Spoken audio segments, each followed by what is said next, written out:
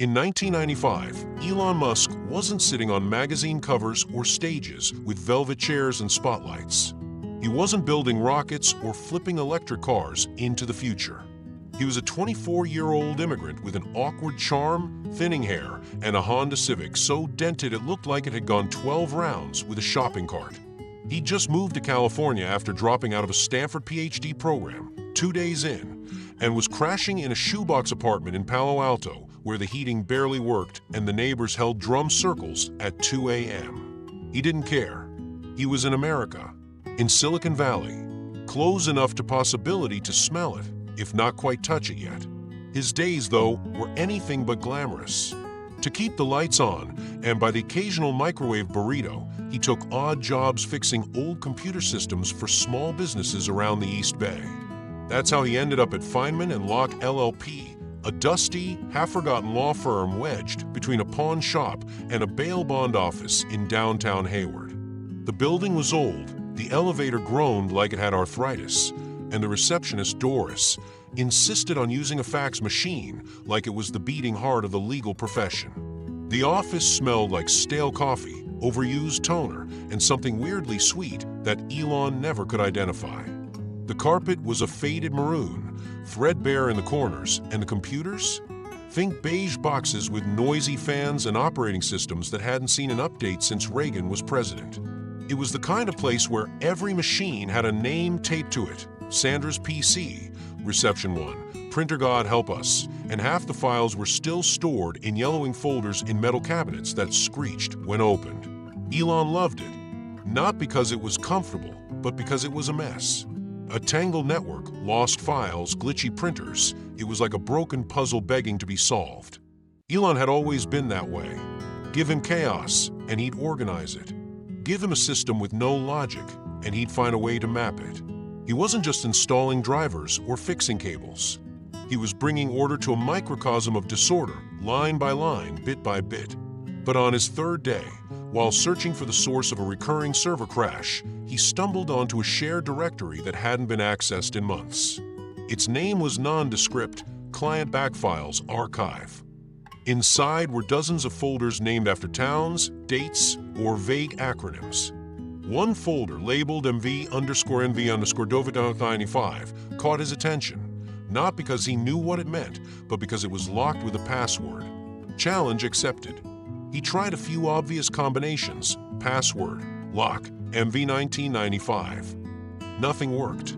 Then, almost as a joke, he tried Doris, the receptionist's name. It clicked open. Inside, he found PDFs, scanned letters, photographs, dozens of them, soil test reports, legal memos, medical records.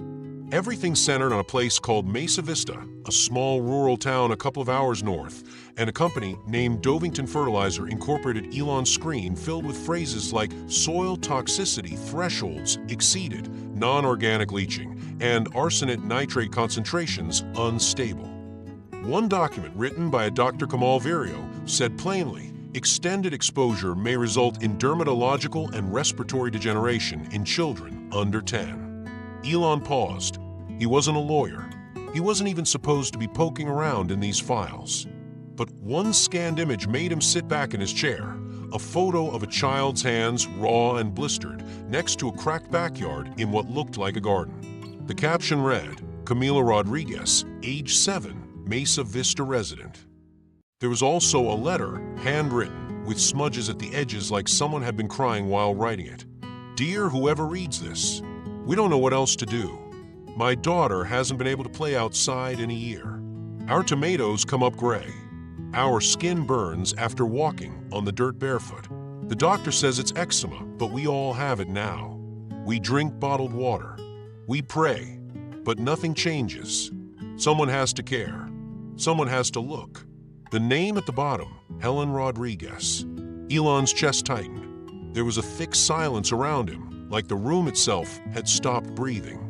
He sat in that chair for a full minute, staring at the screen. Then, without thinking, he started copying files into a folder on a floppy disk. He knew he was crossing a line, but something in that letter wouldn't let him stop. Not yet. That night, Elon skipped dinner. He went home, booted up his clunky home desktop, and stayed up until 3 a.m. reading everything. Every report, every medical case, every soil test. He mapped out the locations mentioned, cross-referenced symptoms, checked public records online using slow, early search engines. He wasn't looking for anything in particular. He was just trying to understand. What he found was horrifying. The soil in Mesa Vista wasn't just bad. It was soaked in a chemical compound called arsenate nitrate, a hybrid fertilizer additive banned in several countries. The Dovington facility had been cited 3 times by state agencies, but every case had quietly disappeared after review. Elon even found notes from internal emails implying falsified compliance reports. It was all there, hidden, forgotten, buried. He leaned back in his chair and stared at the wall. His mind buzzed, not with fear, but with focus. Most people would have called it a day. Not Elon. The next morning, he walked into the office, found the senior partner, Harold Feynman, and placed the floppy disk on his desk. "Don't know if you're aware of this," Elon said quietly, "but there's a file in your system you need to see." Feynman glanced at him with a tired, distracted expression. "What kind of file?" Elon didn't blink. The kind that makes lawsuits look like justice. The kind that shouldn't be buried in a folder with someone's password on it. Feynman stared at the disk, then at Elon. And that's where it began. Not with a protest, not with a lawyer, not with a headline. With a quiet guy in the IT department, a broken printer, and a girl named Camila who couldn't play in the dirt anymore. The folder was a digital graveyard, dozens of files, faded and forgotten, buried behind years of legal clutter. Elon clicked the first one, a grainy JPEG of soil that looked bruised. Not brown, not red, not anything nature should have made. It was the color of rust soaked in oil, clumped and cracked like dried blood. The metadata on the photo dated back nearly 9 months. No one had looked at it since. Next came the livestock reports, hand-scanned veterinary logs from farms near Mesa Vista. He read them in silence, his fingers trembling ever so slightly on the mouse. Unexplained seizures, neurological degeneration, mass stillbirths. Cattle, pigs, even chickens, all showing signs of some invisible war raging beneath their feet. Elon had no agricultural training, but he understood systems. And these systems were failing badly. Then came the letter. It was scanned crooked, as if whoever digitized it didn't care, and the paper had tear stains warped across the ink. At the top, scribbled in ballpoint pen, "To whom it may concern, if anyone still does." It was signed by Helen Rodriguez, a name that would soon burn itself into Elon's memory. Her handwriting was tight, rushed, equal parts fear and fury. "My daughter Camila is 7. Her skin has started peeling at the knuckles. She cries at night because her hands itch and sting, and I don't know how to help her. Doctors say it's allergies, but my neighbor's boy has it too. So do 5 other kids in our block. Our dogs stopped drinking the water from the backyard. The grass has died. The trees are turning black on one side. The ground is sick, and so are we." Elon stopped reading. He leaned back, heart thudding against his ribs like it was trying to claw its way out. The hum of the old desktop seemed louder now. There was something about Helen's letter, not just the pain in it, but the honesty. It wasn't legal. It wasn't technical. It was human. Raw, undeniable. He read it again, slower this time, his eyes catching on every detail like snags in fabric. He knew he wasn't supposed to be in these files. His job was to fix a network error, reassign printer permissions, and maybe clear enough RAM so the firm's ancient database could run slightly faster. That's it. He wasn't a paralegal, an investigator, or a decision maker. He was a temp. A contractor with a Canadian accent and a beat-up laptop that sometimes overheated if the window was closed. But he couldn't look away. There was something terribly wrong with this case. That much was clear. The letter, the photos, the veterinary reports, they didn't scream coincidence. They screamed pattern, cause and effect. A chain of suffering anchored to a single point, a company called Dovington Fertilizer Incorporated, which operated just outside Mesa Vista. He remembered the name from a faded logo on one of the PDFs, something about soil enrichment through innovation. Elon snorted. The irony wasn't lost on him. He opened another file. This one was a medical report from a rural clinic. A physician had noted 3 different children showing signs of what looked like chemical dermatitis, all within a 2-block radius of a Dovington waste holding site. No tests had been done, no follow-ups recorded. Just recommended antihistamines. No known allergies. And then, like a signature of bureaucracy's indifference, case closed. That night, he didn't leave at 5, or 6, or 7. The rest of the office had gone dark, the humming fluorescence now flickering in intervals as if unsure whether to die or keep buzzing in protest. Elon sat alone in the glow of the screen, lines of data reflecting in his eyes. He opened Excel and began manually logging names, dates, symptoms. Each row was a child, a family, a dying pet, a contaminated well. He cross-checked these with property lines, historical weather patterns, and Dovington's own facility locations, all accessible through publicly indexed databases that no one else in the firm had bothered to search. He was building a map, not just of geography, but of neglect. At around 10:30 p.m., he pulled out a dusty firm-issued laptop with a busted hinge and started scanning the rest of the archive folder. The deeper he went, the worse it got. There were internal memos from Dovington whistleblowers. One wrote anonymously, "We've exceeded runoff thresholds for 6 consecutive months. Management says ignore. I'm documenting this for my own conscience." Another memo, marked for legal counsel only, discussed alternative phrasing for public reports, replacing words like toxic with irritant and leaching with moisture deviation. It was a cover-up, not just industrial negligence, willful deception. And it was happening right under this sleepy little law office's nose, buried in a shared folder, waiting for someone to care enough to read it. That's what struck Elon hardest. The data wasn't encrypted or hidden behind firewalls. It was just sitting there, forgotten, dormant, like the toxins in Mesa Vista's soil, slowly poisoning everything around it. By midnight, Elon had filled an entire legal pad with notes, diagrams, and questions. He wasn't sure what he was doing exactly, but he knew one thing for certain: he couldn't walk away. Not now. Not after reading that letter. Not after seeing those blistered hands. Not when he had the skills to do something about it, even if nobody had asked him to. His mind kept circling back to a single sentence in Helen's letter: someone has to care.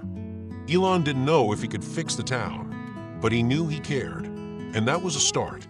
The sun hadn't fully risen when Elon walked back into the firm's cramped office space, floppy disk in hand, a man on a mission fueled by adrenaline and half a Pop-Tart. His eyes were bloodshot from the all-nighter, and his shirt, now wrinkled beyond salvation, still bore the coffee stain from hours earlier when he tried to balance coding and caffeine. Most of the staff wouldn't arrive for another hour, but Harold Feynman was always early. He liked to read the morning paper in his office before the day's circus began, mostly neighbor disputes, car accident settlements, and the occasional small business bankruptcy. Elon didn't knock. He walked straight in.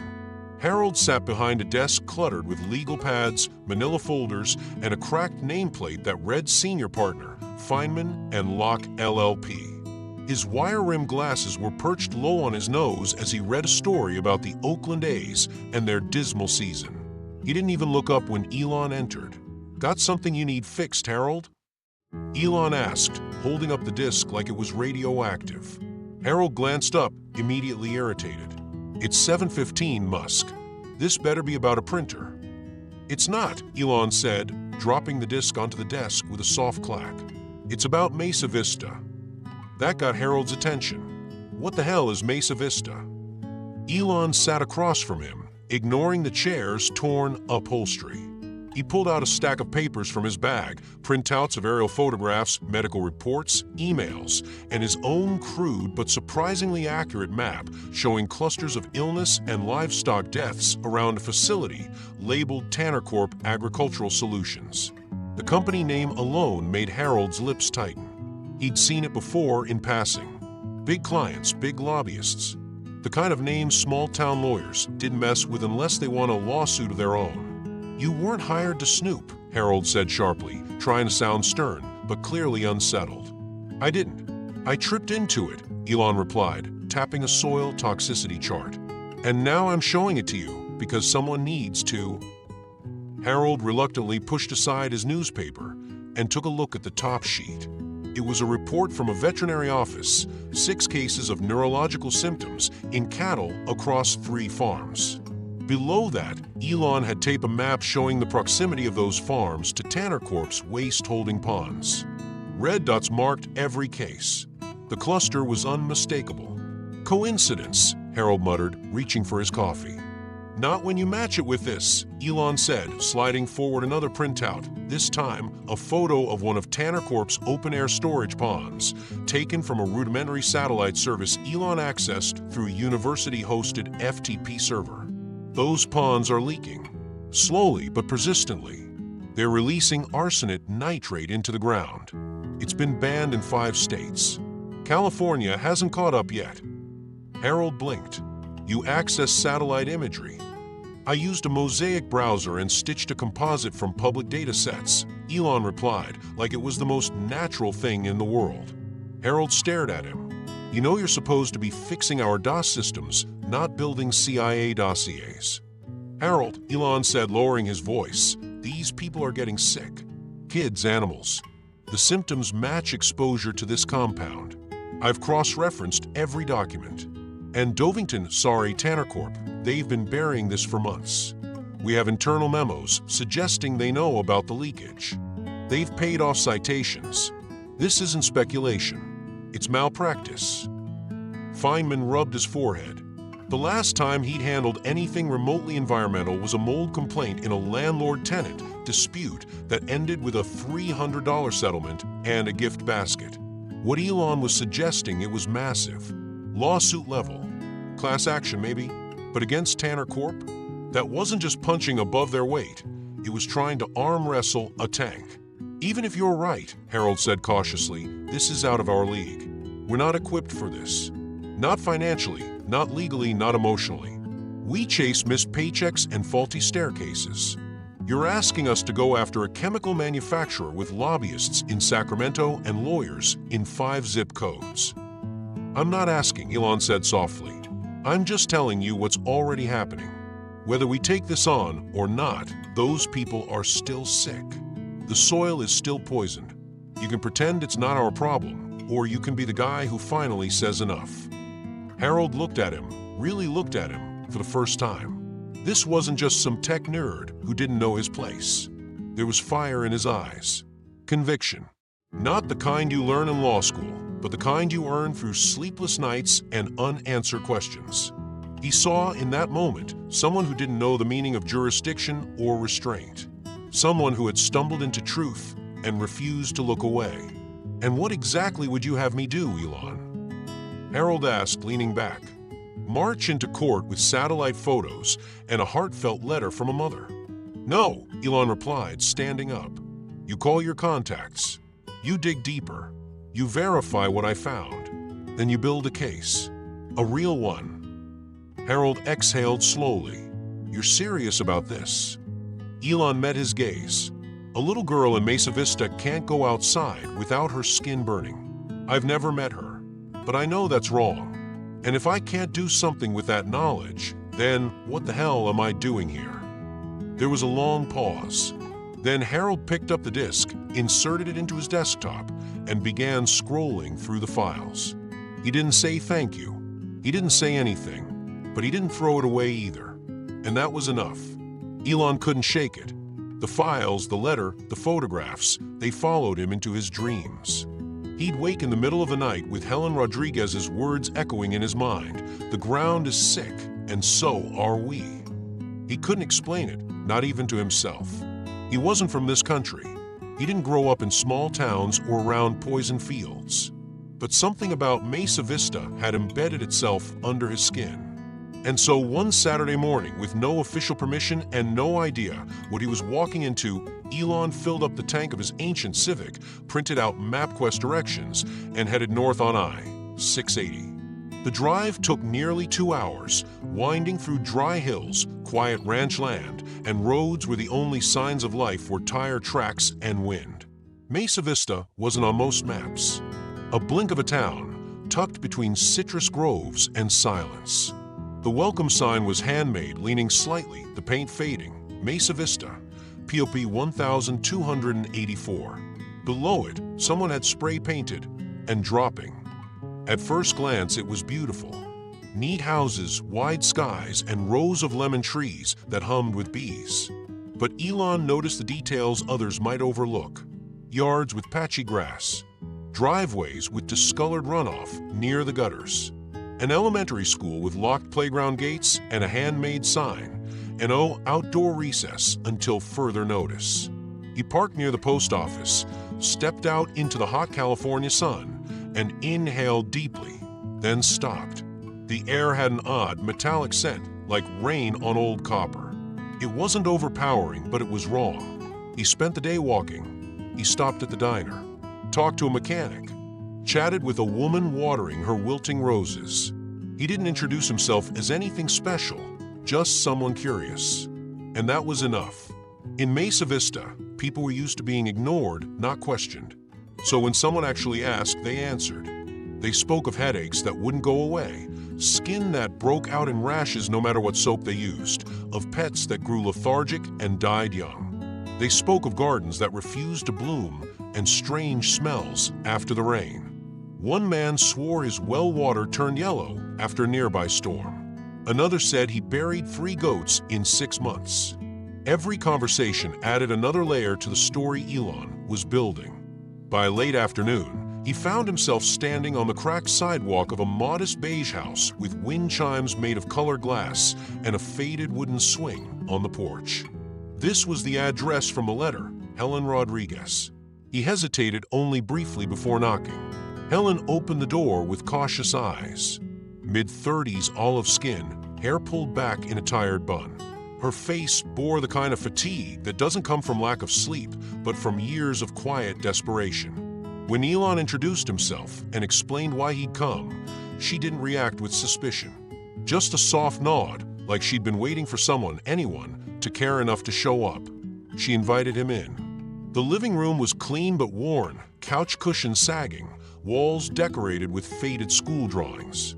On the coffee table sat a bowl of lemons, some starting to shrivel.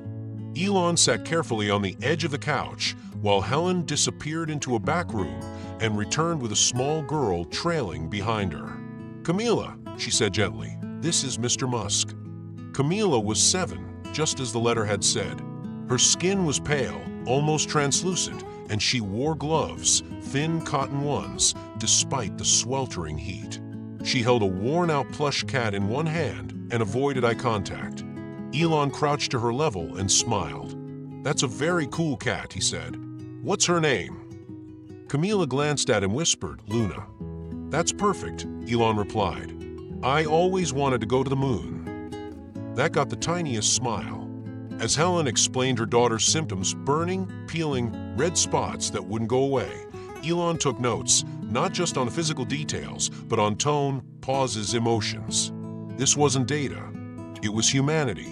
She told him about the day Camila couldn't finish a hopscotch game because her feet hurt too much. About the time her gloves came off and her hands bled after helping in the garden. About the neighbors, 5 families within 2 blocks, all with similar stories. Elon asked questions, carefully, respectfully. What detergent did they use? What was the water source? When did the symptoms start? Had anyone ever tested the soil? "No one listens," Helen said flatly. "We tell the county. They send someone with a clipboard who smiles and disappears. Then nothing. Always nothing." He nodded, but he wasn't nothing. He recorded GPS points, took photos of the yard, the dying lemon trees, the drainage ditch behind the house where water pooled unnaturally. He scooped a sample of the dirt into a plastic sandwich bag. Camila watched him from the porch swing, Luna tucked beneath her arm. He caught her gaze once, and something passed between them, not fear, but something more cautious, hope. By sunset, Elon stood on the porch about to leave. Helen touched his arm, before he stepped off. "You're not from the government, are you?" He shook his head. "Not a lawyer." "No," he said. "I fix computers." Helen stared, confused. "Then why are you doing this?" He paused, searching for the words. "Because it's wrong, and I can't unknow it." She didn't speak. She didn't have to.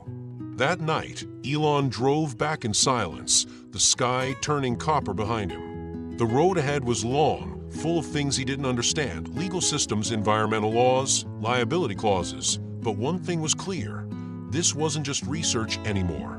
It wasn't curiosity. It was personal. Elon returned for Mesa Vista changed. He wasn't just angry, he was activated.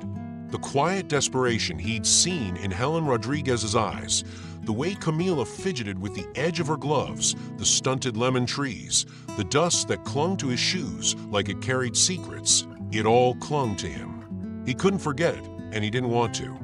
By the time he stepped back into the law firm, his mind wasn't on servers or software anymore. It was on stories, real, painful, urgent stories that no one had bothered to tell with clarity. Harold Feynman wasn't thrilled to see him burst into his office again, this time carrying a binder labeled Mesa Vista, Priority A. He looked up from a small claims folder and sighed. "What now?" "I need you to take on 5 families." "Just 5, Elon said. "Pro bono. No fees. No promises. Just representation. You do realize we're a 4-person firm that's barely managing landlord disputes, right?" "Yes." "And you also realize we just sat on the biggest class action case in California without noticing for over a year." Harold scowled, opened the binder, and flipped through a few pages. Photos, water test charts, medical expense logs. Every page was tagged and indexed with a color-coded system Elon had built over the weekend.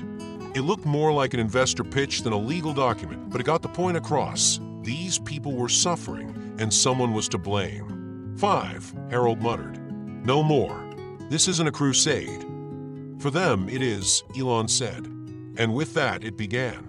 Elon transformed the small break room into a digital war room. Towers of boxes filled with disorganized legal records, some so old the ink was fading, became his obsession. He stayed after hours, fueled by vending machine coffee and a playlist of orchestral soundtracks on loop. He built scripts to parse scanned documents, optical character recognition tools to extract text from faxes, and keyword filters that would flag everything from rash to well water.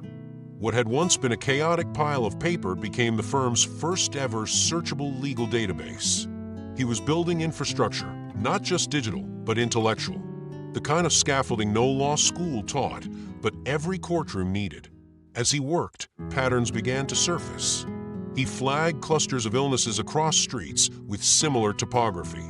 He found multiple properties near Tanner Corp's drainage fields where pets had died of kidney failure within months of each other. He compiled water test results and matched them to rainfall data. He overlaid symptoms onto timelines of Tanner Corp's known chemical deliveries. There were dips and peaks, but unmistakably, the numbers told a story. And stories Elon understood were more powerful than raw data. So he turned those data points into narratives, into people. He created profiles for each affected family, photos, names, medical records, testimonies. Camila's folder had a scanned copy of her glove with a typed note Elon had written. She wore these to play tag. Another entry included the Martinez family, 3 kids under 10, 2 with unexplained fatigue, 1 with a nosebleed history tied to soil exposure.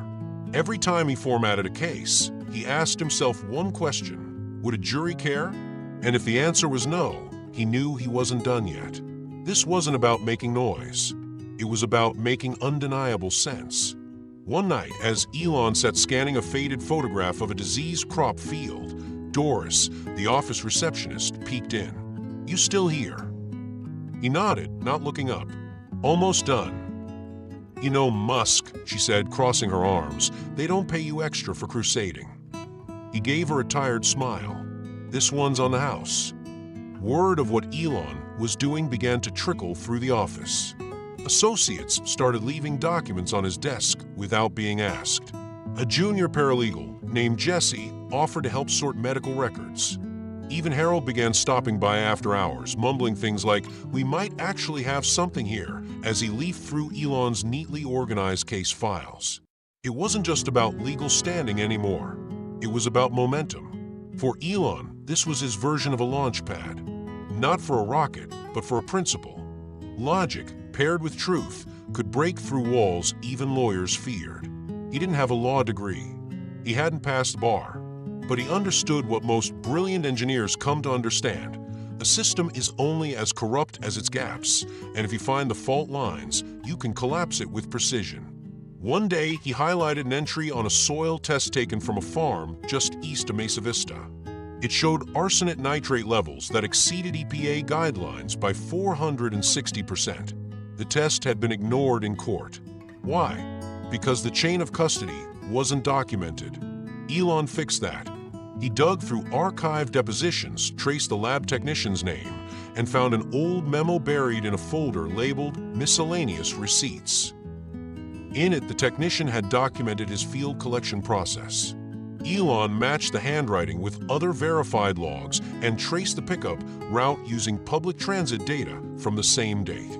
He revalidated the evidence. Suddenly, a throwaway soil report became a linchpin in the case. This was what made him dangerous, not anger, but detail. Not rebellion, but reconstruction. He wasn't just building a case anymore.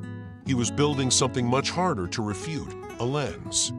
One that could force the court, the firm, even Tanner Corp, to see what they'd pretended wasn't there. Patterns, suffering, responsibility, and truth. It was late that Friday when Harold walked into Elon's workspace, holding a thick folder. He dropped it on the desk. "What's this?" Elon asked. "The sixth family," Harold said. "I changed my mind." Elon looked up. "Just don't burn the damn lights out," Harold muttered and walked off. Elon stared at the folder for a moment. Then he opened it, smiled, and started scanning. It happened late on a Tuesday evening, one of those silent, humming office nights where the air felt thick with the weight of something about to crack. Elon had been digging through old scanned documents in a digital subfolder labeled Vendor Contracts 1992 to 1994. Most of the files were mundane: service agreements, invoices, expense reports. But then he clicked open a PDF labeled TCR Soil VC_Amendment_V. It had no description, no tags, just a name that meant nothing to anyone until he read it. It was a contract between Tanner Corp and a small, now-defunct soil disposal service called Klein and Lowry Environmental Transport. The document seemed standard at first: logistics, delivery schedules, containment protocols. But Elon's eyes, trained by weeks of pattern recognition and forensic detail, caught something off. Paragraph 14A included a clause that referenced quarterly compliance testing, but the compliance reports attached didn't align. Different fonts, altered date formats. Some were missing signatures. And then, like a knife in a fog, he saw it. One signature read M, Canfield, but the name typed beneath it was S, Holbrook. Elon froze. He pulled up records from the California Department of Environmental Quality. Canfield was a real person, an inspector, but she hadn't worked in that district during the period listed. In fact, she'd been on extended medical leave that entire year. He checked again. There it was, signed March 17, 1994. A date she couldn't have signed anything. Elon opened 3 more reports. All bore mismatched names, inconsistent initials, forged compliance stamps. This wasn't just negligence. It was fraud. He printed the contract and its attachments, every single page. Then, in bright yellow highlighter, he marked the forged sections, boxed in the conflicting names, and circled the date stamps. On the last page, he stuck a neon pink sticky note with 2 words scrawled in his sharp, utilitarian handwriting. "Explain this." He didn't say anything to Harold that night.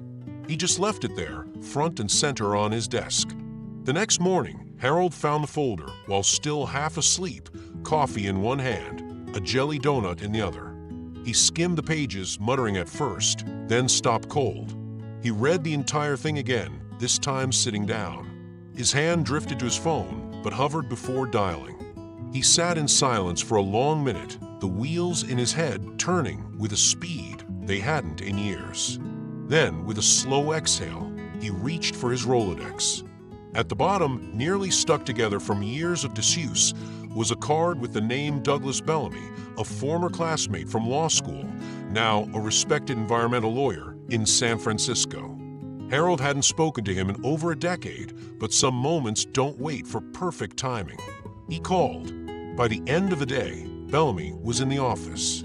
Tall, lean, gray at the temples, he carried himself like a man used to speaking to judges and CEOs. He flipped through the documents Elon had prepared and raised his eyebrows more than once. "Where did you get this?" he asked. "From a shared drive," Elon replied. Bellamy looked confused. "Wait, who are you?" "IT," Harold muttered, almost apologetically. Bellamy grinned. "Remind me to hire your next IT guy." Within 72 hours, Feynman and Locke LLP, a firm that had once lost a case involving a broken law known, had officially filed a class action lawsuit against Tanner Corp on behalf of 5 Mesa Vista families, with 20 more to follow. And just like that, the tremor became an earthquake. The story exploded across local news. A respected fertilizer company, one with television commercials and state agriculture awards, was being accused of falsifying environmental compliance and poisoning farmland. Headlines screamed, "Whistleblower IT technician uncovers toxic truth." Elon's name wasn't mentioned. Harold was smart enough to shield him, but word traveled fast. Soon legal blogs, niche journals, even small national outlets picked up the thread. Mesa Vista woke up. Residents who had long given up on being heard now found themselves the center of a legal storm. People began to gather. They held meetings at the local church, discussed medical symptoms in town hall forums, compared stories that had once been isolated and personal. The connections were undeniable. What once felt like an invisible curse suddenly had a face, a name, Tanner Corp. Elon visited again that weekend. He didn't announce himself. He just walked through town like before. This time, people waved. Helen invited him in for dinner, chicken and rice, simple and warm. Camila smiled when she saw him, no longer hiding behind her gloves. "You made them listen," Helen whispered at the table. "You did." Elon shook his head. "I just connected the dots." But in truth, it was more than that. He'd reignited something Mesa Vista hadn't felt in years: hope. Back at the firm, everything changed. The phones rang nonstop. Jesse, the junior paralegal, was promoted to case manager. Harold began wearing suits again. Doris brought in fresh donuts every morning and bragged about our Elon to anyone who would listen. The little office in Hayward, once overlooked and dusty, was now ground zero for one of the most significant environmental cases the state had seen in a decade. And at the center of it was a young man who wasn't a lawyer, wasn't a doctor, wasn't even from around here, just a guy who had stumbled across a lie and refused to let it stay hidden. Late one evening, Harold stepped into Elon's office. "You know, I always thought you were going to burn this place down with your wires and weird questions." Elon looked up from his keyboard. "And now?" Harold nodded at the headline on his desk: Mesa Vista versus Tanner Corp moves forward in court. "Now, I think you might save it." The first time Tanner Corp's lawyers entered the courtroom, they didn't walk, they floated. Polished shoes, charcoal suits tailored to a level that suggested NASA-level measurement, gold cufflinks that caught the light like warning flares. They carried sleek briefcases and smirks that had settled into their faces like permanent accessories. To them, this was a formality, an amusing little speed bump before the next golf outing in Monterey. And when they saw Feynman and Locke, they barely hid their laughter. For staff members, one paralegal who had never been in front of a judge, a senior partner who still used a Rolodex, and a young guy who was obviously not a lawyer, tapping on a laptop with a screen cracked in one corner. They came prepared to crush. Their first move? Offer quick settlements. Cash. Enough to quiet a few families and create the illusion of goodwill. Elon saw the strategy immediately. Divide and dilute. Pay just enough to shut people up, but not enough to admit fault. The numbers they offered were insulting. $5,000 here, $10,000 there. Gifts, they called them. Generous, given that there was no real evidence of corporate wrongdoing. Harold looked to Elon across the table in one early meeting. Elon gave him a small, firm shake of the head. No, they weren't going to take the bait. And so the gloves came off. Elon pivoted. If the courtroom was where Tanner Corp expected to win, he'd shift the battle elsewhere, into the open. He spent 3 sleepless nights writing basic HTML, crafting a rudimentary website on a university server with a name only a programmer could love, Mesa-Justice.net. The layout was primitive, text-heavy, glitchy images, bright blue hyperlinks, but it worked. He uploaded PDFs, photos, case summaries, personal testimonials, soil reports, and even a few scanned handwritten letters. It was a digital evidence vault, searchable and public, long before transparency became a buzzword. It was risky. In 1995, most law firms didn't even have websites, much less interactive archives of active litigation. Harold was nervous, but Elon framed it differently. We're not leaking. We're documenting. We're telling a story no one else will. It didn't take long for people to notice. Local reporters stumbled on the site first. Then a journalist from a Sacramento alt-weekly wrote a full-page feature titled "The Janitor with a Modem: How a Kid from South Africa is Exposing Big Agriculture's Dirty Secret." The title made Elon chuckle. It was inaccurate in nearly every possible way, but it caught fire. Within days, the article was syndicated online and reposted on early web forums. Suddenly, Elon was getting emails from environmental bloggers, college activists, and even other small-town lawyers asking for advice on building similar archives. He answered every message he could. But Elon wasn't interested in just making noise. He wanted amplification. So he went back to Mesa Vista, not as a silent observer this time, but as a connector. He started with the basics, modems. He struck a deal with a local hardware shop and bought 10 dial-up kits at cost. Then on weekends, he went door to door installing them in homes, the library, and the church basement. Families who had never touched a computer were now learning to email journalists. Grandmothers were printing soil reports. Farmers were submitting water samples via online forms Elon coded himself.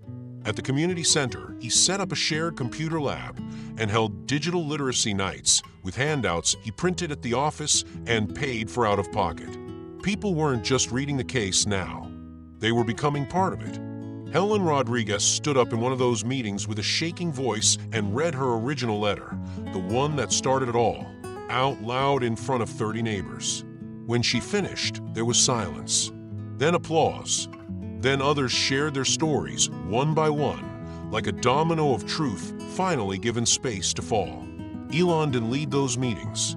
He sat in the back, listening, taking notes, fixing the occasional connection bug. It wasn't about him. It was about them finally being heard. That was when something shifted in the town. Victimhood transformed into agency. The town's old bulletin board began to feature printouts from Mesa-Justice.net. Kids passed around soil testing flyers at school. One family painted a banner across their fence, "Tanner Lies." Mesa Speaks. Even the diner updated its menu to include a sandwich called the Class Action Club. It was funny.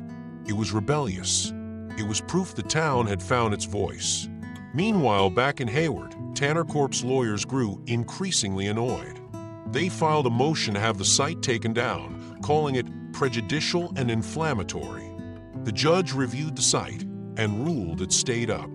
"If anything," he remarked, "it's the cleanest evidence I've seen in this case so far." Harold couldn't stop smiling after that hearing. But Elon didn't slow down. He continued updating the site daily, adding court transcripts, new interviews, even a timeline of events stretching back 3 years. He created a downloadable press kit and taught teenagers in Mesa Vista how to manage their own email campaigns. "If they won't print your truth, flood their inboxes," he said. By now, Elon had built more than a database. He had built a movement. And what terrified Tanner Corp the most wasn't just the lawsuit. It was the fact that the people they once silenced were now, through a clunky website and dial-up modems, the loudest voice in the room. The janitor with a modem had become something else entirely. a signal no one could shut off.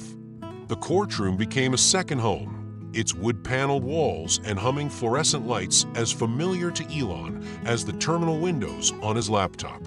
The case stretched on for 14 months, each week dragging like wet cement, each motion and countermotion a small war in a much bigger battle. Tanner Corp's legal team, a rotating cast of high-end litigators from San Francisco, LA, and even DC, used every tool in the arsenal: procedural delays, obscure legal challenges, psychological games. They weren't there to win outright. They were there to wear the opposition down, to exhaust, confuse, and eventually crush. But Elon had prepared for this. He wasn't sleeping much. Coffee had replaced meals. His inbox overflowed with lab reports, scanned affidavits, and correspondence with specialists across the country.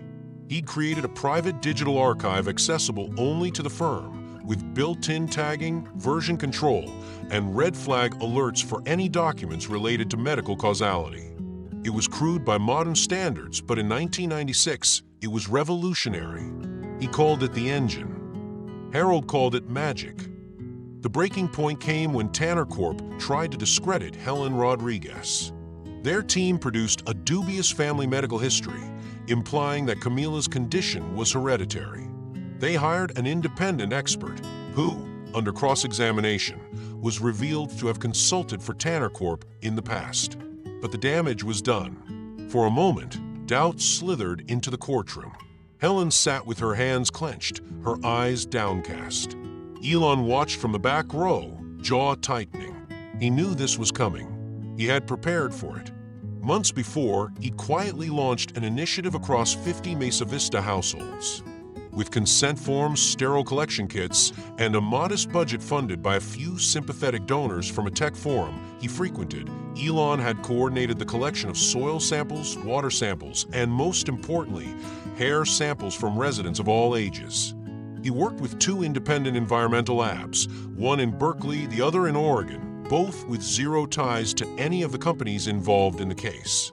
The results had come in slowly, but they told a story that was impossible to ignore.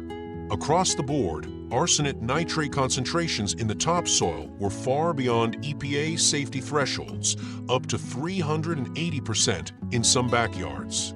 In several cases, trace levels were also found in human keratin, including hair and fingernail samples, indicating direct and prolonged exposure.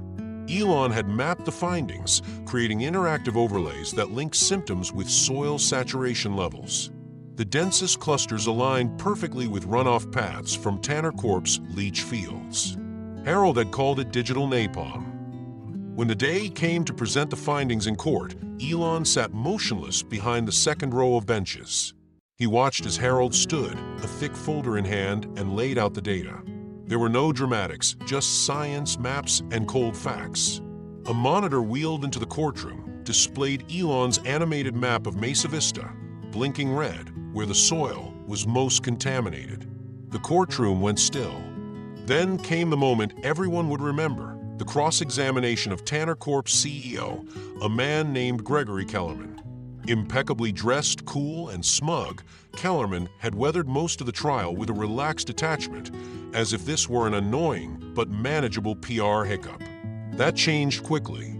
Harold opened with soft questions. Then, like a slow boil, he turned the heat up. "Mr. Kellerman," Harold said, "are you familiar with the phrase arsenic nitrate?" "Yes," the CEO replied, voice firm. "Can you confirm whether your company used this compound at any point in or around Mesa Vista?" Kellerman shifted. "In trace amounts during a limited period, strictly within legal parameters." Harold nodded. "So you're saying your company's chemical use was fully compliant with environmental safety laws?" "Yes." Harold reached for a printed lab result, Elon's data. "Then why," he asked, holding it up, "does this independent analysis show arsenic nitrate levels 350% above EPA limits in a playground half a mile from your storage facility?" Kellerman blinked. "Sir, I can't speak to independent reports." "No," Harold said, stepping forward, "but you can speak to this." He handed over a second document, the contract Elon had unearthed months ago, the one with the falsified signatures.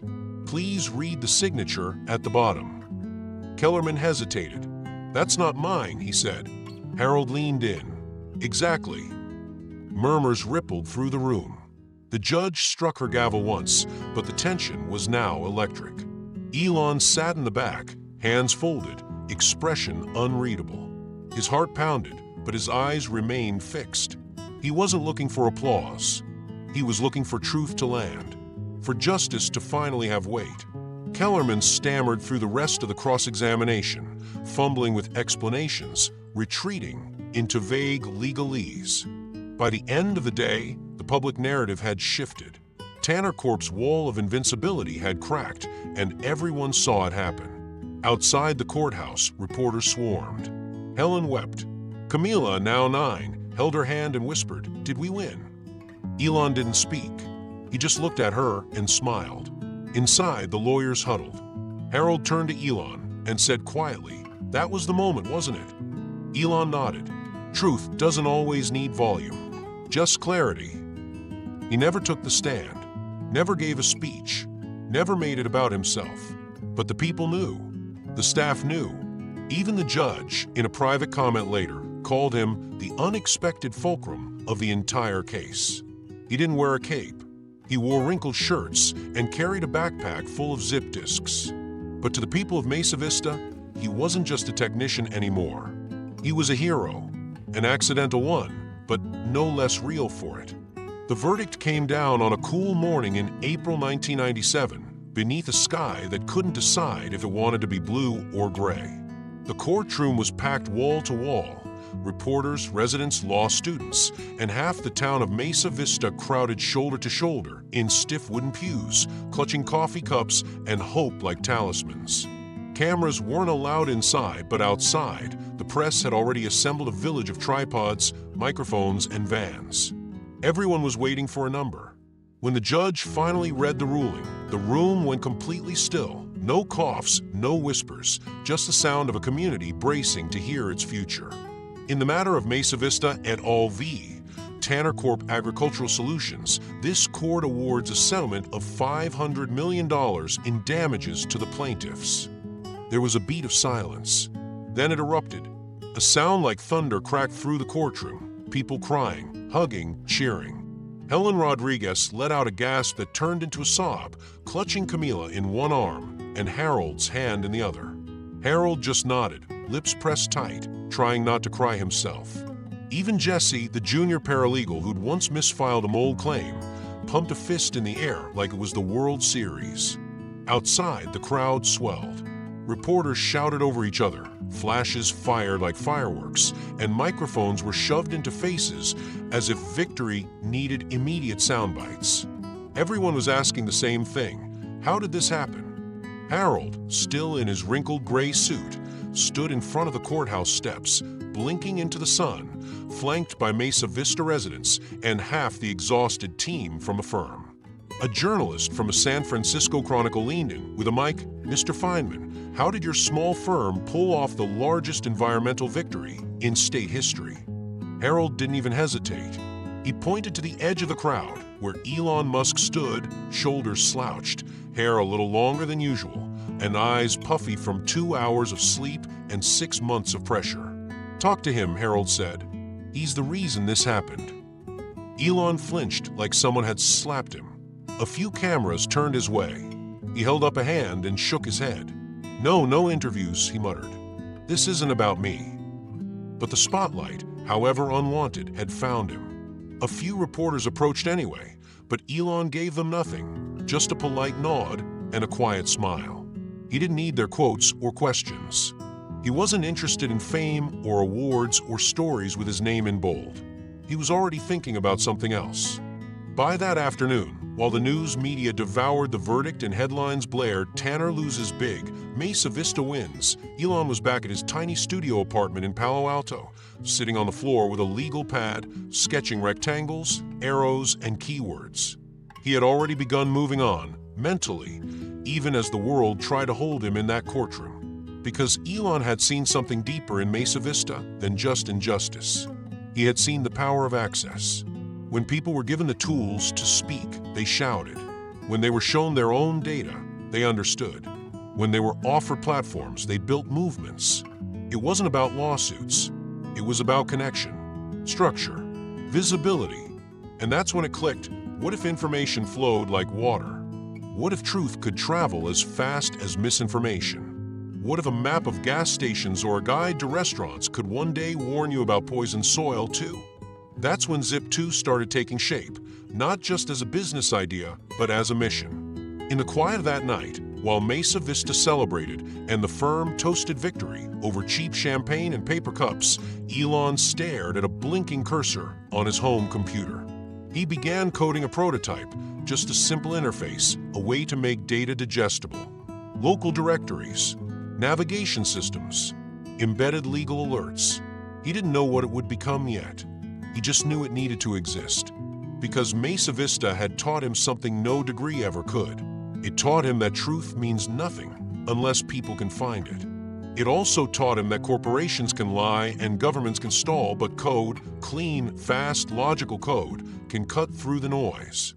It could be a scalpel for injustice, a magnifying glass for silence. He had spent months building systems to expose lies. Now he wanted to build systems that could prevent them.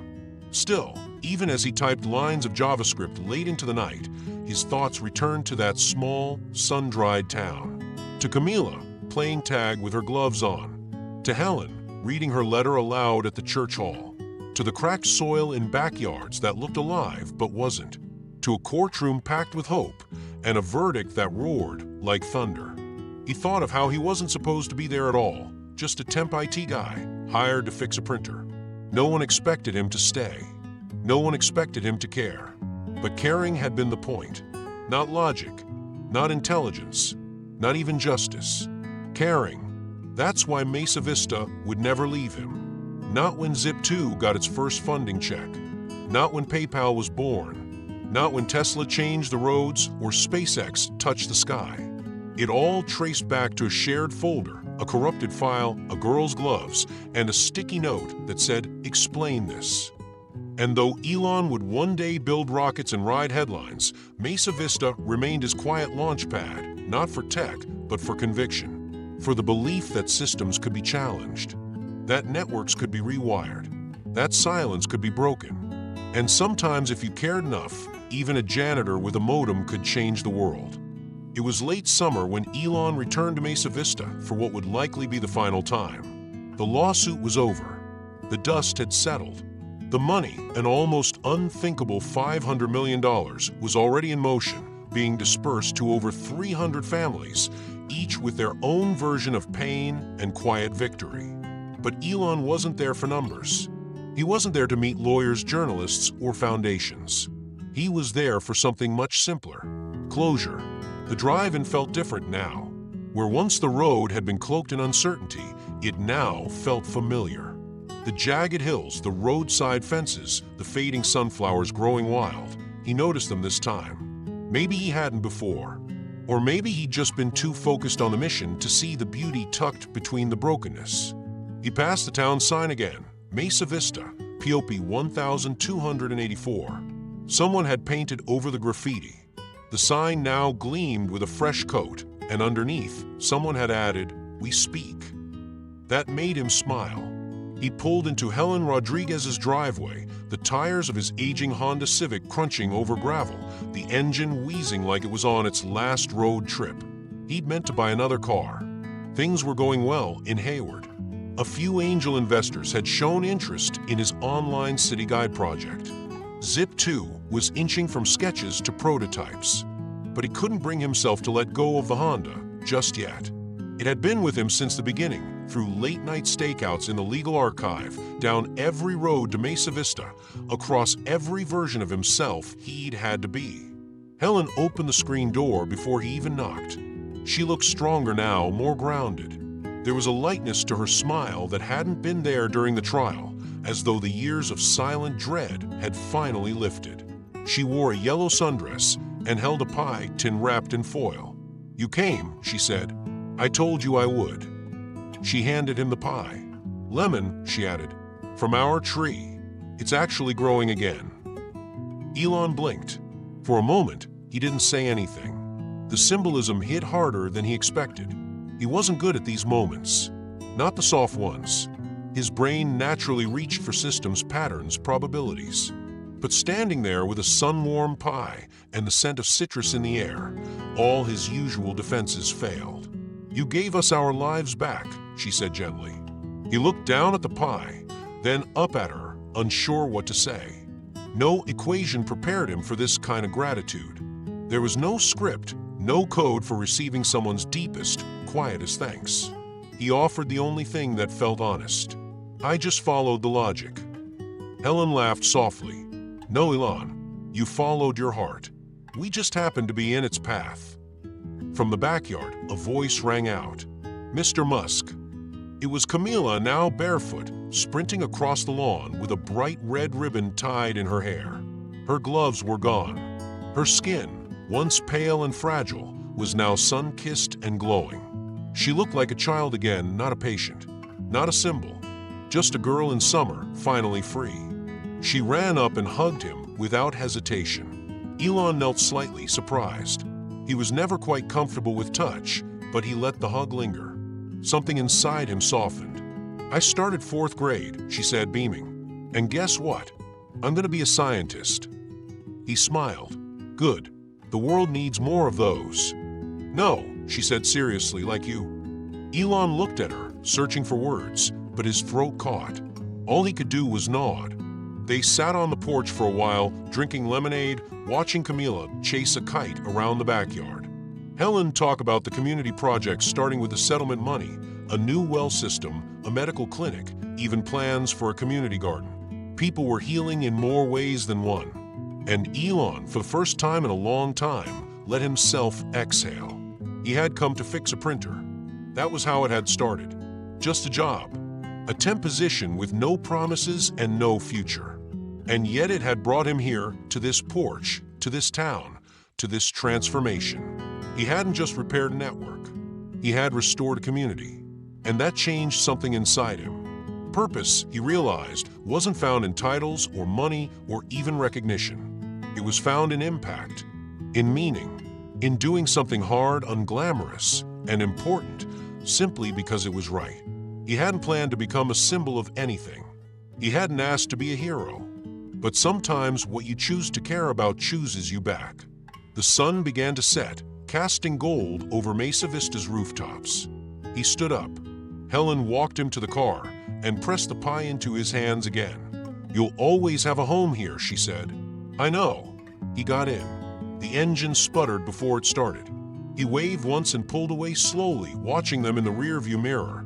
Helen on the porch, Camilla still waving with her whole arm, the sky behind them burning orange and soft. By the time he hit the main road back to Hayward, the idea was solidifying in his mind. Zip 2 wasn't going to be just a map tool. It wasn't going to be just a business directory.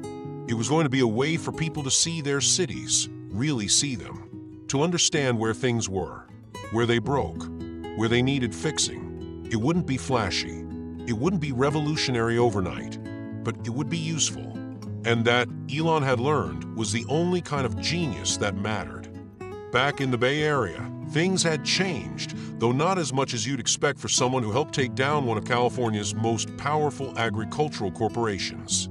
The firm, Feynman and Locke, was suddenly flush with new cases, improved reputation, and the kind of credibility small firms only dream about. For the first time in over a decade, they weren't just surviving, they were thriving. And while Harold never said it outright, everyone knew it was because of Elon. They upgraded their equipment, new computers, modern monitors, actual office chairs that didn't squeak or sag. Elon finally got a proper desk, real wood, not a folding table tucked near the server rack.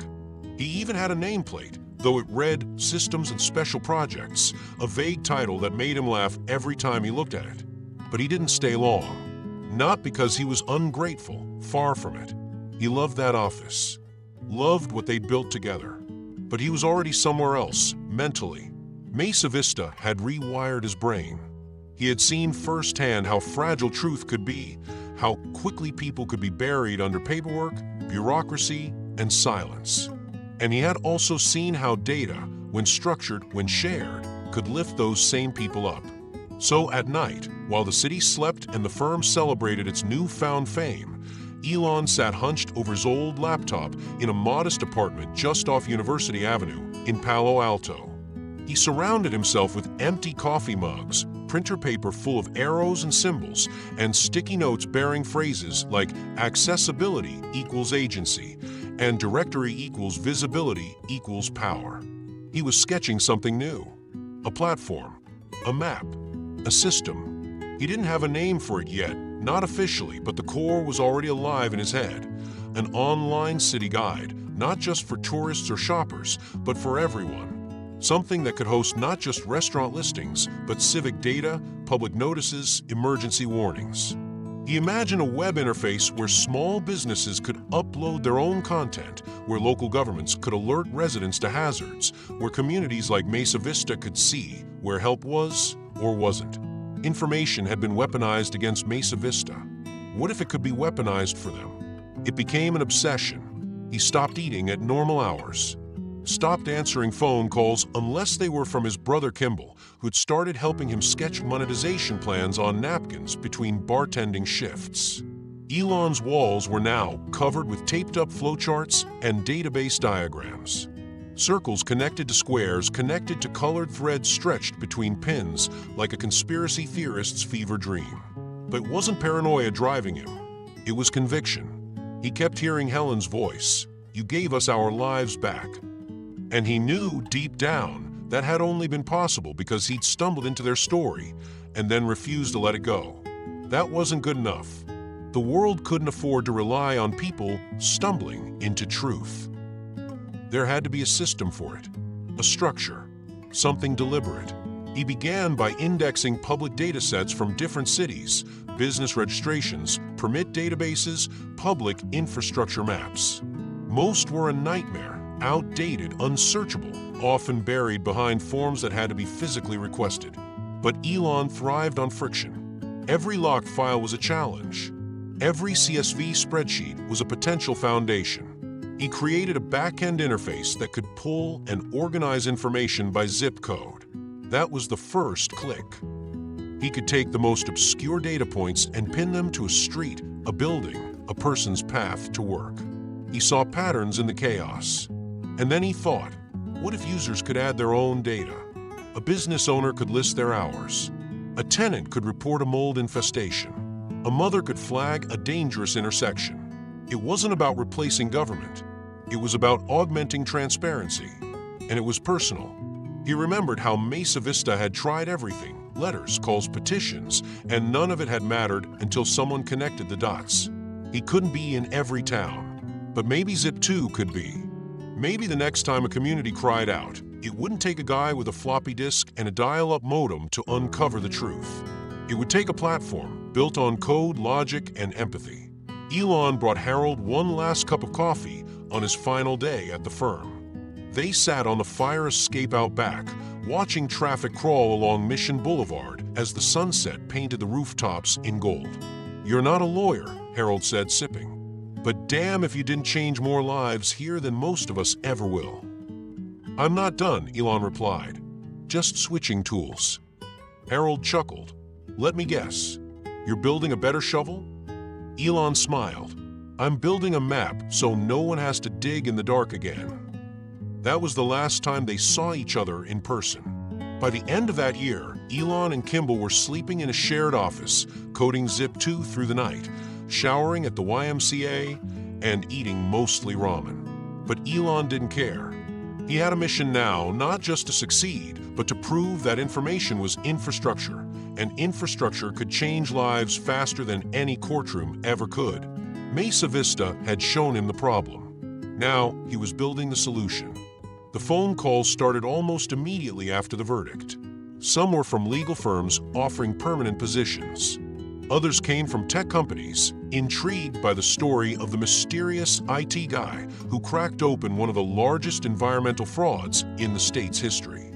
One CEO even offered Elon a six-figure salary to bring that energy to their network security team. The perks were tempting: benefits, travel, even a relocation package.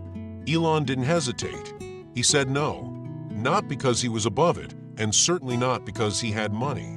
In fact, he had just enough to cover a deposit on a one-bedroom apartment in a forgettable corner of Palo Alto, with brown carpet that smelled faintly of microwave rice and water damage. The ceiling had a crack running across it like a stress fracture on a bridge. But it had space, and that was all Elon needed.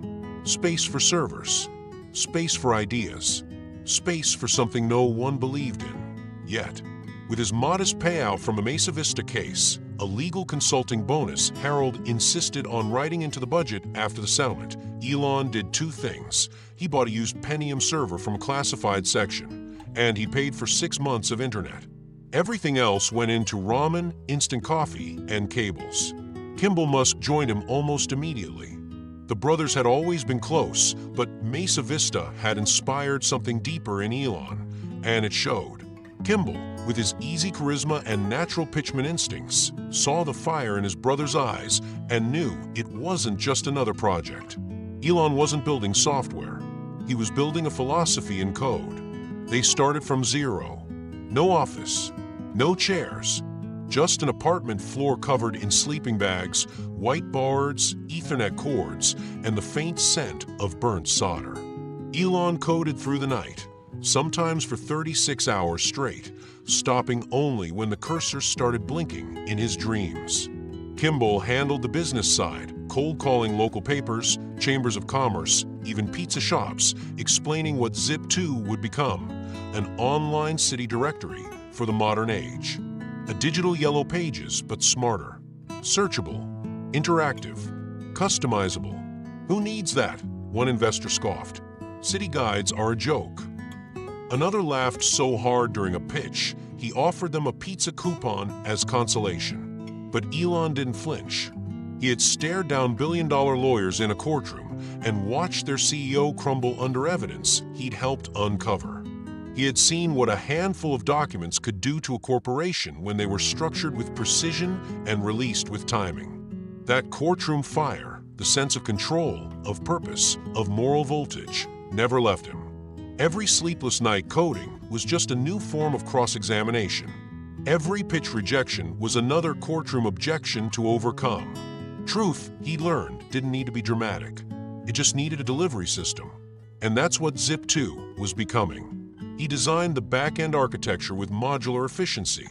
One node could handle city guides. Another could support local classifieds. Another could eventually link to mapping systems, allowing real-time navigation across urban landscapes. This wasn't just a business. This was a blueprint for democratized information. Meanwhile, the brothers shared a single desktop, ration electricity when bills crept too high, and sometimes only had enough to afford 2 packets of ramen per day. Elon would open cans of tuna and dump them in the noodles, calling it protein ramen like it was gourmet. They made jokes about it, laughed through it, but neither of them forgot what was riding on this. Late at night, Elon would still think of Mesa Vista, of Camila's gloves, of Helen's lemon pie, of the cracked soil, of Harold pointing at him on the courthouse steps and saying, "He's the reason this happened." That meant something, not just emotionally but operationally. It meant that truth, when organized, could become a lever strong enough to move institutions. And the lever didn't have to be legal. It could be technological. It could be something someone clicked, searched, mapped, something that didn't require a courtroom or a crusade. Just access. He built features around that idea. Public service listings, health notices, business updates from the owners themselves. If a pizza shop closed because of a gas leak, it could be listed in real time. If a neighborhood wanted to share data about streetlight outages, potholes, or illegal dumping, it could be entered and archived. If someone like Helen Rodriguez ever had to fight again, she wouldn't need a hacker in the basement of a law firm. She'd need a login. And that's what Elon wanted Zip2 to be. Not a product, but a passport to visibility. Investors kept turning them down, so they bootstrapped. Hard. Kimball picked up part-time catering gigs. Elon fixed websites on the side. One night, when the power cut out mid-debug, they wrote down ideas by candlelight on the back of delivery receipts. "We could quit," Kimball said once, half joking, half not. We could, Elon replied. But then who builds it? They both knew the answer. One morning, a man named Greg Corey visited the apartment. He'd heard about the Musk brothers through a mutual friend. He didn't quite understand what they were building, but he understood them. Their obsession, their clarity. He gave them their first real check, $3,000. It wasn't much, but felt like the down payment on a future. And in that moment, sitting on the floor with coffee-stained diagrams and cracked keyboards, Elon realized something vital.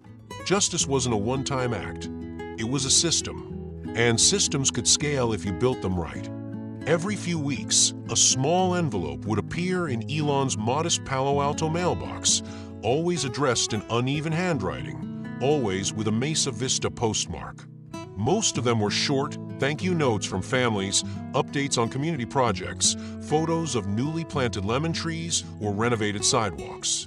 But one letter in particular never left his mind. It was from Camila Rodriguez. She had written it on notebook paper, decorated with stars and a tiny hand-drawn rocket in the corner. Her handwriting was neater now, more confident. She wrote, "Dear Mr. Musk, I want to study science now. Maybe fix the Earth like you did. Thank you for helping us. I don't wear gloves anymore." Elon read it 5 times before taping it to the wall above his monitor. It stayed there, surrounded by flowcharts, login screens, and early UI sketches for Zip 2 as a kind of compass. Whenever he stared too long at lines of code and forgot why he was building what he was building, he would look up at Camila's words. And remember, innovation, he realized, wasn't about disruption or domination. Not really. It wasn't about being first or loudest. It was about repair, about building tools that fix the broken lines between people and power. Restoration, not revolution. Mesa Vista had taught him that. Not in a book or a lecture, but through experience, raw, painful, and real. He knew now what it meant to be useful. Not useful to investors or shareholders. Useful to people like Helen, like Camila, to someone who didn't have access, didn't have leverage, didn't have a voice, until someone gave them the tools to speak. That kind of usefulness had weight. It had memory. It had meaning. So while Silicon Valley was buzzing about IPOs and exits, Elon focused on functionality. Zip 2 wasn't flashy, at least not yet, but worked. It connected local businesses to digital maps. It helped users navigate cities, not just geographically, but socially. He integrated bulletin board features so small communities could post events, safety notices, lost pet alerts. He tested modules for public service updates, trash pickup, health advisories, boil water warnings. If it affected real people in real places, he wanted it accessible, because he remembered what it felt like when nobody was listening. That's what had haunted him most about Mesa Vista. Not the poison, not even the corruption, but the silence. The collective shrug from those who should have known better. Agencies, lawyers, doctors, each too busy or too bound to act. That silence had nearly swallowed an entire town. And that was what he was coding against. In between all-nighters and investor meetings, Elon kept tinkering. He wrote algorithms that would make user-generated updates bubble to the surface when patterns emerged, 5 reports of strange odors in the same zip code that could be flagged. It wasn't perfect, but it was a start. The kind of tool that might have helped Mesa Vista a year earlier.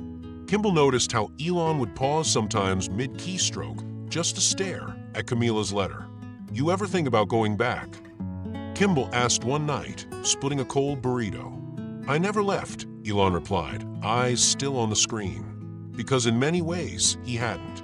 Every line of code, every UX decision, every server upgrade was a continuation of that case, of that letter. Zip 2 wasn't a pivot away from the past. It was the next version of it. Digitized, scalable, persistent.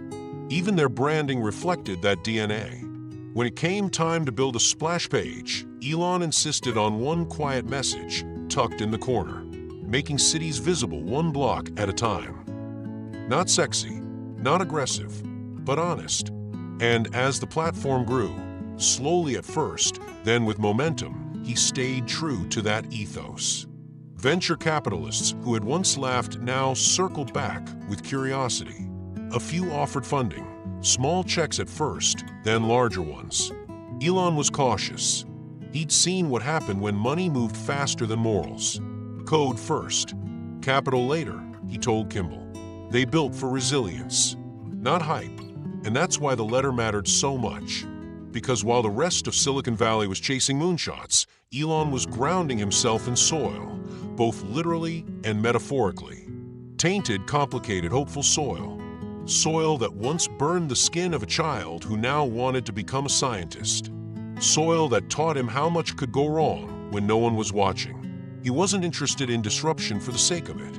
He was interested in prevention, in systems that couldn't be manipulated so easily, in transparency that didn't require whistleblowers or wiretaps, in neighborhoods that could self-report before corporations could self-defend. That was the long game. And even when Zip2 began onboarding its first real clients, small newspapers, restaurant chains, municipal boards, Elon kept Camila's letter on the wall. It reminded him that every update, every bug fix, every line of JavaScript had potential. Not for profit, but for impact. One evening, a newly hired engineer asked him, "Why do we care about these tiny cities? There's no scale there." Elon didn't even look up from his terminal. Every city starts as a street. Every movement starts as one voice. He believed that. He had lived it. And now he was coding toward it. As Zip2 began to gain traction, first with local newspapers, then with regional business directories, Elon Musk found himself watching cities differently. Not just as chaotic collections of buildings and traffic, but as systems layered and humming beneath the surface like imperfect software. He began to see cities not for what they showed, but for what they hid. The gaps, the inefficiencies, the silent fractures people lived with daily, cracks in the sidewalk of civilization that no one ever stopped to patch. Transportation, communication, utilities, energy, all of it felt like it had been built for a different time, a different planet. Legacy infrastructure running on duct tape and denial. And the more data Zip2 processed, the more Elon saw the patterns. A business directory might seem like a minor service, but to him, it was a diagnostic tool. When a restaurant disappeared from the platform, it often meant more than just a failed venture. It pointed to rent spikes, zoning disputes, unreliable grid power, or logistical nightmares no one talked about. He wasn't just tracking businesses. He was tracking breakdowns. It reminded him of Mesa Vista. How the problems weren't obvious at first. How the lawns still looked green, but the roots were poisoned. How the houses still stood, but the people inside were sick. The fertilizer leak wasn't dramatic. It was slow, steady, invisible. Until it wasn't. Until it collapsed lives. That thought haunted him. Because if one leaky containment pond could silently infect an entire town, what would happen when entire networks failed? What if water systems failed in a major city? What if power grids couldn't handle the future? What if entire regions remained invisible because no one bothered to wire them into the digital world? These weren't academic questions anymore. They were scars, lessons, buried in soil and testimony. They lived in letters taped above his monitor and in diagrams that now included more than just business listings. Elon began drawing lines between industries. Zip2 had shown him the potential of organized data, but now he was dreaming of autonomous cities. Cities that monitored themselves, adapted, warned. Cities with sensor-driven water safety, grid-resilient power, intelligent transit loops, and feedback systems designed not by bureaucracy, but by real-time community input. He wasn't interested in just building apps anymore. He wanted to build frameworks, foundations. He began to think in terms of infrastructure, not just software, because that's what had failed in Mesa Vista. Infrastructure, not just pipes or chemicals, but the entire informational chain of response. No one had caught the problem because there was no system designed to catch it. The data was there. The signals were screaming, but there was no code to listen. So what if he could write that code? What if pain could be pre-processed before it bloomed? What if suffering wasn't an inevitability, but a signal we'd simply fail to recognize? And what if every major challenge, energy, transit, housing, even space, could be treated like Mesa Vista had been, a network issue disguised as a human tragedy? That's when Elon's mind began to drift further than even Kimball knew. Late at night, he started studying grid failure reports from a Northeast blackout of 1965. He downloaded PDFs about decentralized power distribution. He read about off-grid housing, solar panel efficiencies, and battery degradation curves. He wasn't planning a new company, not yet, but he was growing restless. Zip 2 was a proof of concept. He had proved that people could navigate cities better. Now he wanted to prove that people could live in them better. When reporters occasionally visited the apartment, now expanded into a small rented office, they saw a focused entrepreneur running a practical startup. What they didn't see was the notebook hidden beneath Elon's desk, filled with sketches that looked more like blueprints than business plans. Notes on modular power units, water testing sensors, even basic rocket thrust calculations scrawled between wireframes for navigation menus. He wasn't sure what would come next, only that it would be bigger, and that it would come from the same place Mesa Vista had, a refusal to look away. It became his mental mantra, don't look away. When traffic gridlock made cities groan, don't look away. When rising temperatures exposed the fragility of energy systems, don't look away.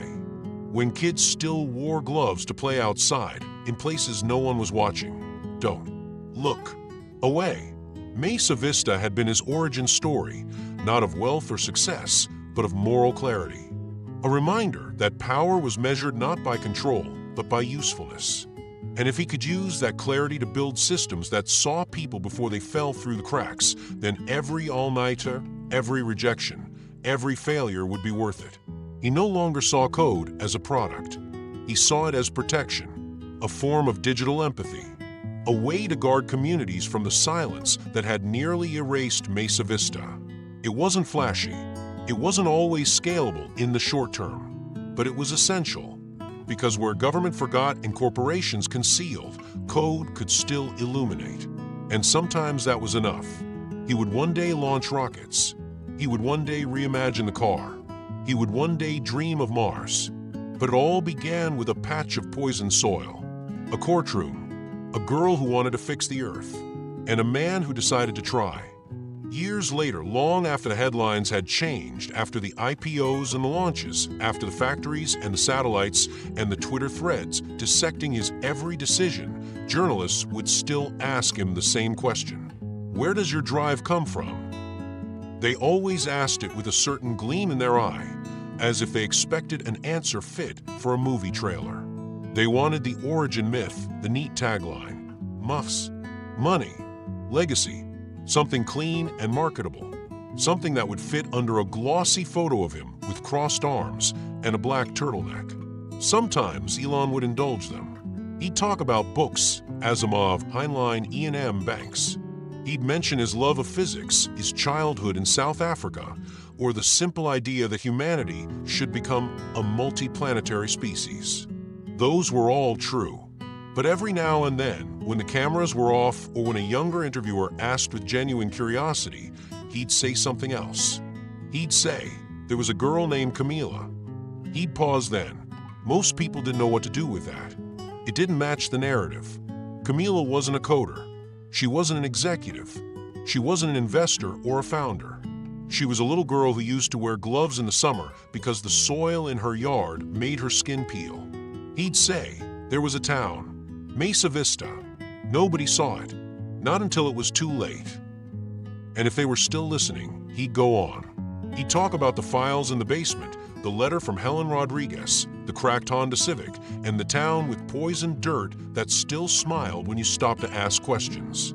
He'd say that's where he learned how the world actually works, not in theory, but in practice. That people didn't suffer from lack of intelligence or grit.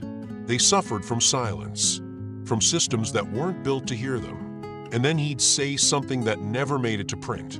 Justice, he'd say, is like software, broken by default, fixed through updates, one line at a time. That line never tested well with editors. It wasn't catchy. It wasn't bold. It didn't fit the image of a man building rockets and underground tunnels. But it was true. To Elon, justice wasn't a speech or a courtroom victory. It was the quiet, recursive process of fixing what had been ignored, debugging reality with code, with questions, with the kind of relentless curiosity that didn't fit into sound bites. The reporters wanted to believe his journey started at Stanford, or when he sold Zip 2, or when he stood on a SpaceX launch pad staring toward the stars. But he knew better. His real launch pad wasn't Cape Canaveral. It wasn't even Silicon Valley. It was Mesa Vista, a town with no Wi-Fi, no venture capital, no accelerators, just dust, silence, and a mother who wrote a letter no one wanted to read. That's where it started. Not in inspiration, but in frustration. Not with a prototype, but with a problem so ordinary it was almost invisible. A leaking containment pond, a forged signature, a child's gloved hands. That was the root. And like all roots, it disappeared from view as the tree grew, branches stretching into Zip 2, into X.com, into Tesla and SpaceX and Neuralink and every impossible idea that followed. But it was still there, buried in the dirt, holding everything up. He never forgot, even when he was standing beside a Falcon 9, watching it pierce the sky. Even when Model 3 production numbers came in, or when interviews spiraled into memes and misquotes. He would find himself, every now and then, thinking of Camila, wondering if she ever did become a scientist, wondering if she ever saw her letter again, the one he kept for years, folded and taped above his monitor like a compass made of paper and crayon stars. He still had it, tucked away now in a safe, along with the business card Harold Feynman gave him when they said goodbye, and a photograph from the day the Mesa Vista verdict came down, Harold pointing at him on the courthouse steps, cameras flashing, and Elon half smiling like he wasn't quite sure what to do with that kind of attention. Because he never really wanted it. Not the fame, not the mythology.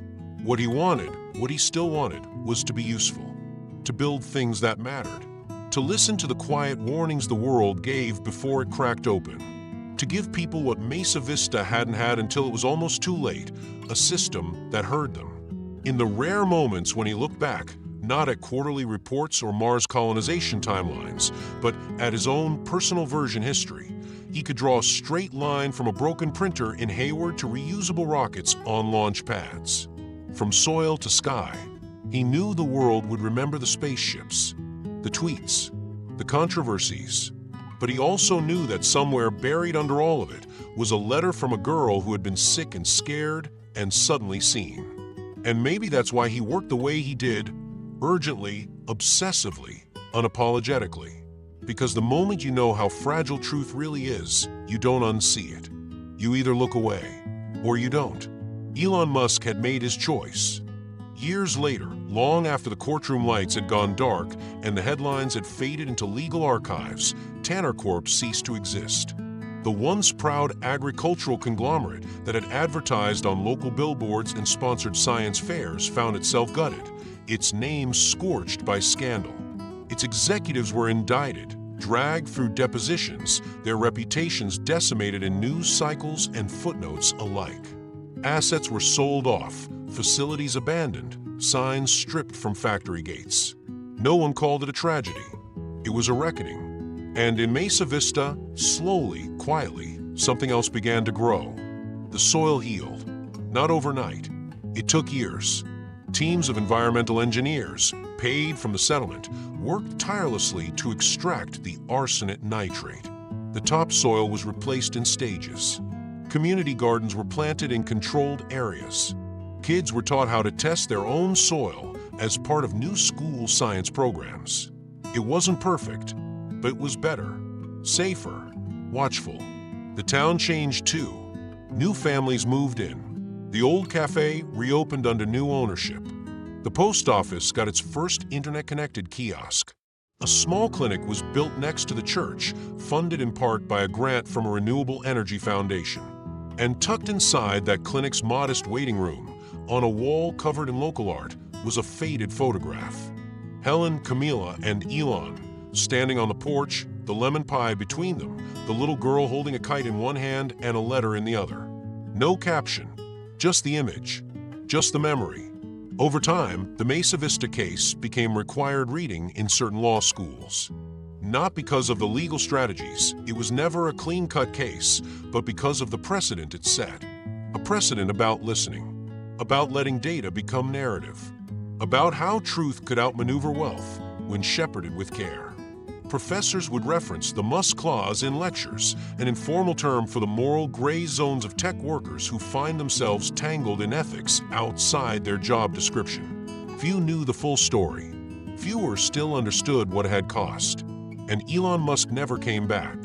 Not for the ceremonies, not for the honors, not even when Mesa Vista held its annual Community Resilience Day and dedicated the library's digital wing in his name. He sent a short letter of gratitude, a donation, and a new server. But not himself. Because for Elon, closure wasn't the goal. He didn't need to stand on that porch again to remember what it meant. He carried Mesa Vista everywhere, in notebooks, in prototypes, in late-night code sprints, when the rest of the world was chasing profits and he was chasing solutions. He didn't need the crowd or the speech. He had a world to build. And yet, in the rare moments of quiet, those thin slivers between product launches and orbital calculations, he'd sometimes drift back. Not to the courtroom, but to the porch. To the plastic cup of lemonade Helen handed him while Camila ran barefoot in the sun. To the sound of insects buzzing in dry grass. To the way the air felt still, heavy with tension and dust, the day he realized the truth was buried beneath their feet and no one else was coming to dig up. Those moments stayed with him, not as ghosts, but as grounding wires. Because progress, he'd learned, wasn't some gleaming monorail charging into the future. It was crooked, messy. It detoured through backroads, through broken printers and hard conversations, through moments where logic and heart collided and refused to look away. It was built on people, not platforms. And sometimes it started with a guy in a temporary IT job who smelled something funny and didn't ignore it. That was the part no one wanted to talk about. The human friction, the thing that didn't fit into pitch decks or investor meetings. They talked about scale, disruption, velocity. Elon remembered persistence. He remembered doubt. He remembered the moment he stood in Harold's office, trembling slightly, holding a stack of highlighted documents with a sticky note that simply read, "Explain this." That sticky note was still somewhere in his archives. He kept it not out of nostalgia, but out of discipline. Because whenever things got too shiny, too easy, too far from the dirt, it reminded him, even revolutions begin in the mundane. A loose cable, a broken trust, a lemon tree growing in restored soil. He never turned Mesa Vista into a documentary. He never sold the rights. He never spoke about it at length on stage. Not because it wasn't worthy, but because it was too important to be reduced to applause.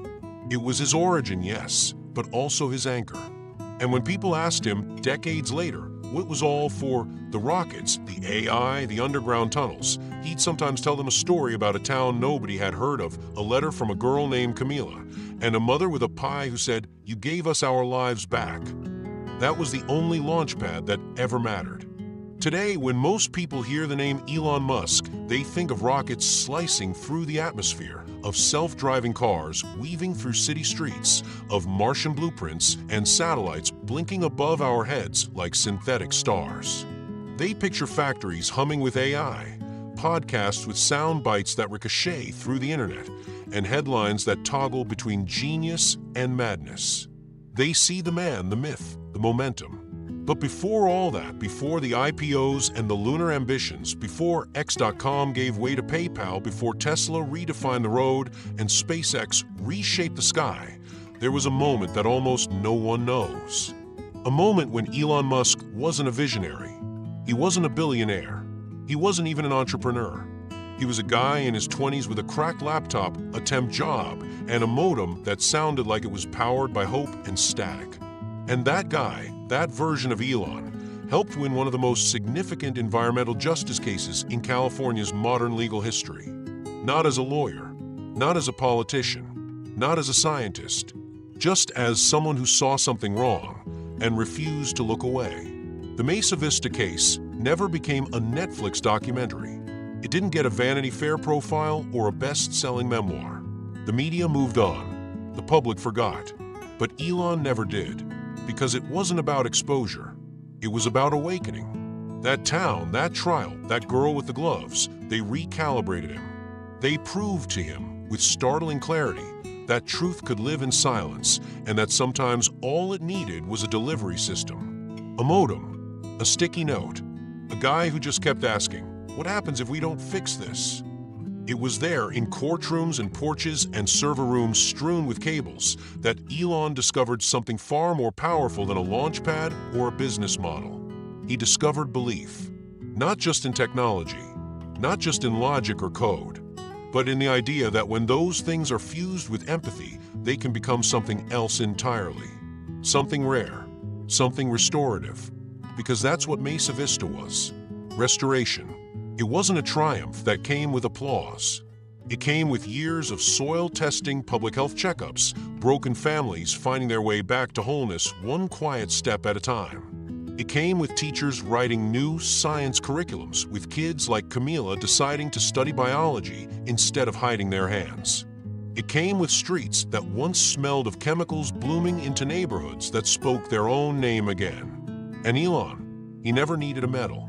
He never needed the courtroom named after him or a documentary narrated in glossy voiceover. What he needed, what he carried forward, was the lesson. That impact doesn't always scale in headlines. It scales in infrastructure, in the systems you build when no one's watching, in the code that listens, in the tools that protect, in the refusal to let suffering stay invisible. Mesa Vista was more than a footnote in his journey. It was the foundation. It was the first proof of concept. It showed him that systems don't fail because they're too complex. They fail because no one makes them care. So he started building things that cared. Zip 2, X com Tesla, Starlink, Neuralink, SpaceX, each born from the same core question. How do we fix what's broken? Not just better, but permanently? You can trace every one of those innovations back to that letter. The one written in pencil. The one with the rocket doodle and the line, "Maybe I can fix the Earth like you did." That letter wasn't sentimental. It was instructional. It told him what mattered. It told him who he was building for. And so while the world watched the countdown clocks, the stock prices, the streaming launches, Elon was always listening for the quieter signals. The communities that weren't trending. The people who didn't have investors. The problems that didn't have headlines. And he kept working.